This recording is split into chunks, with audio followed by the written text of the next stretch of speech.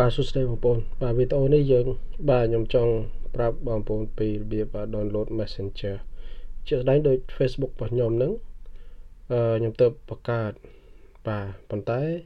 អ្វីដែលអត់ទាន់មាននោះគឺ Messenger បាទគឺយើងត្រូវ install Messenger បាទអញ្ចឹងយើងទៅ install ទាំងអស់គ្នាបាទរបៀបដំឡើង Yahoo Messenger សំទោសបាទគឺ Messenger សម្រាប់text ហើយនិង video chat for free បាទសម្រាប់ Facebook ហ្នឹងណាបាទអញ្ចឹងយើងចូលមកយើងអាចឬក៏យើងអាចចូលតាមនេះក៏បាន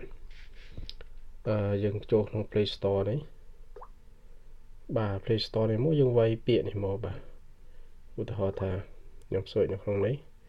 ខ្ញុំ search ថា Messenger ចេះមក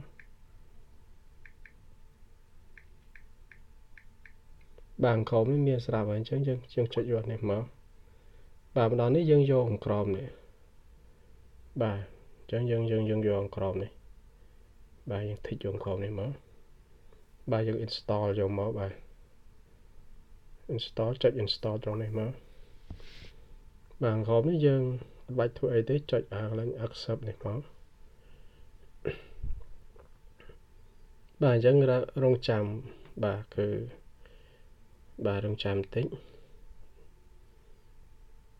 បាទគឺ 34.45 MB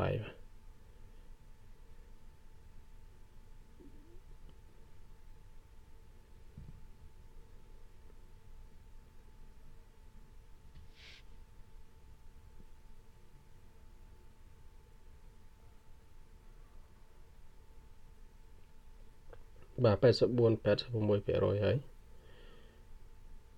បាទនេះដោយសារទូរស័ព្ទ Samsung ខ្ញុំហ្នឹងគឺ space តូចបាទគាត់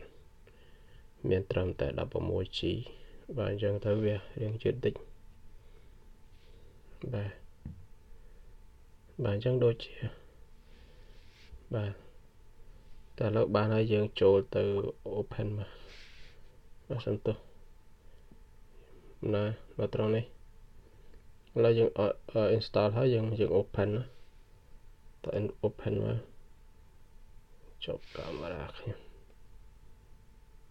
បាទយើង open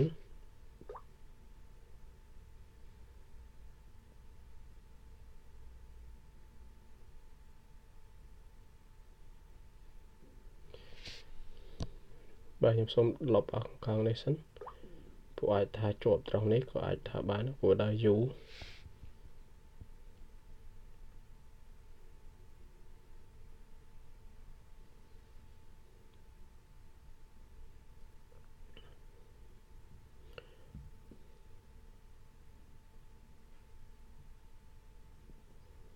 បាទដល់ត្រង់នេះយើងចុច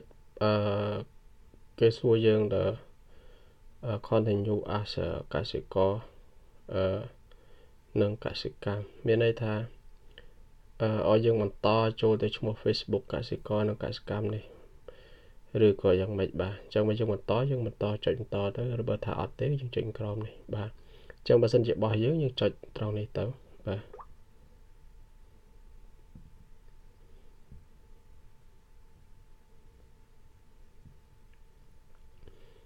អូខេអញ្ចឹងយើង